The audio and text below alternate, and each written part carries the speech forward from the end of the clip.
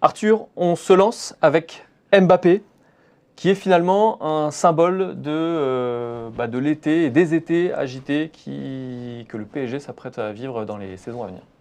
Exactement. Kylian Mbappé, on rappelle la situation. On pensait qu'il avait prolongé pour 3 saisons l'été dernier avec le PSG. Finalement, l'équipe nous apprend cette semaine que c'est pour 2 saisons plus une en option. On se retrouve donc dans la situation suivante. Si Mbappé ne donne pas des signaux clairs qu'il veut prolonger de nouveau son contrat l'été prochain, eh bien la question de son départ va de nouveau se poser parce que Paris ne voudra évidemment pas perdre un tel joueur libre. C'est déjà la question qui s'était posée l'été dernier.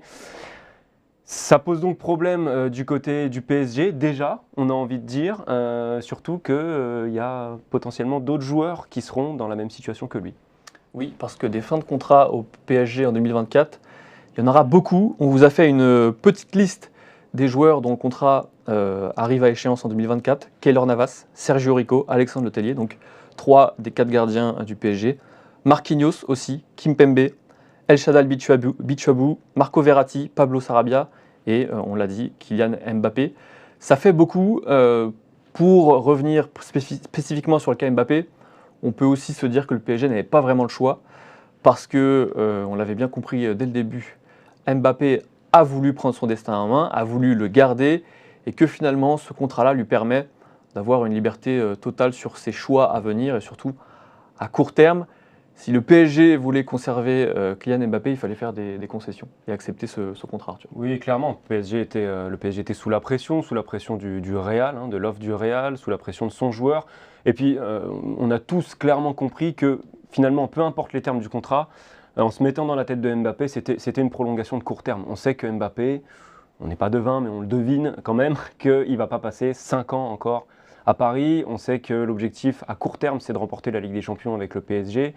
Donc soit ça se passe très bien, il remporte la Ligue des Champions et derrière il pourra tranquillement enchaîner sur un nouveau projet, soit ça se passe mal et là on peut se dire que ça sera un peu la goutte de trop et qui voudra forcer de nouveau un départ. Il y a d'autres problèmes au PSG, on a évoqué 2024, mais en fait il y a encore plus urgent, c'est-à-dire 2023, l'été prochain.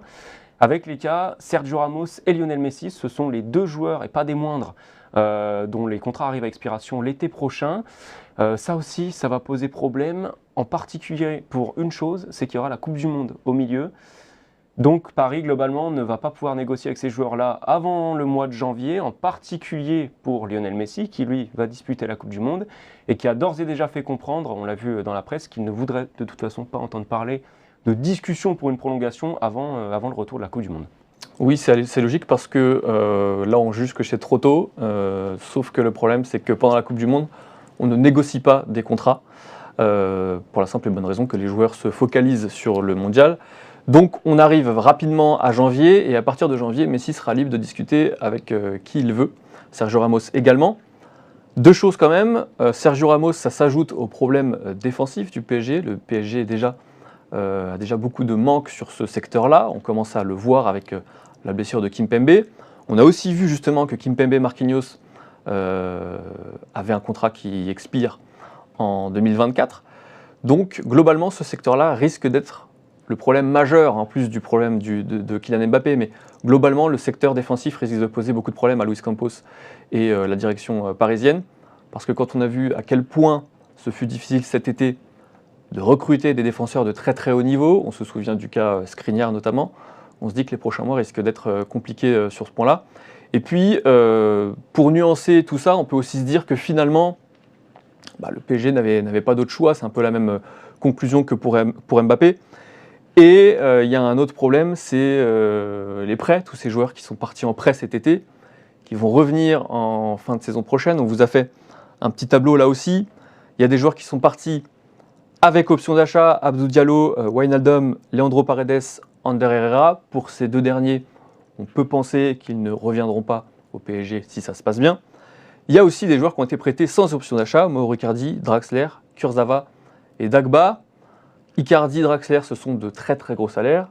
Et finalement, Paris prend en compte une large partie de leur salaire. Et donc, ce sont des problèmes qui vont revenir aussi en 2023. Ouais, on avait l'exemple, on en parlait avant l'émission, de Julian Draxler, 6,75 millions d'euros par an.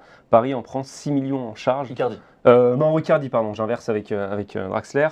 Donc c'est sûr que c'est un gros problème et tous ces joueurs vont revenir. On avait aussi l'option d'achat sur Wijnaldum qui s'est blessé. Globalement, sauf l'option miracle. d'achat, elle est passée, elle tombe à l'eau. Donc effectivement, on aura, au-delà des fins de contrat, les retours de joueurs dont il faudra gérer la suite, donc l'été prochain. Est-ce que c'est un reproche qu'on peut faire à la direction parisienne? On pense notamment à Antero Henrique qui était chargé de toutes ces ventes, de tous ces départs. Selon toi? Difficile parce que finalement le mercato du PSG il était très animé. Campos et Henrique ils ont eu assez peu de temps. En été c'est court pour travailler. Ça a été très animé dans le sens des arrivées aussi, à un tel point qu'ils n'ont pas pu réaliser l'été parfait d'ailleurs au niveau des arrivées. On parlait de la défense tout à l'heure. Donc c'est difficile de leur reprocher de ne pas avoir tout géré absolument parfaitement. Il y avait besoin de faire des choix à court terme. Même si ce n'était pas avantageux financièrement ou d'un point de vue contractuel pour le Paris Saint-Germain, il y avait besoin de libérer cet effectif pour que Christophe Galtier ait sous sa responsabilité un effectif, voilà, j'allais dire restreint, pas tant que ça, parce qu'il y a plusieurs compétitions à jouer, mais un effectif qui peut faire tourner régulièrement en contentant globalement tout le monde. Et puis on a beaucoup critiqué les prêts d'Icardi et Drexler parce que le PSG prend entre 80 et 90% du salaire. On peut aussi se dire que finalement, c'était la meilleure solution possible parce que vendre ces joueurs-là, avec la cote qu'ils avaient et surtout avec le salaire qu'ils avaient, c'était quasiment impossible et que finalement, se donner une chance quelque part de les relancer et de les revaloriser, bah, c'est mieux que finalement de les payer, de les conserver dans un effectif où ils n'auraient absolument aucun rôle à jouer.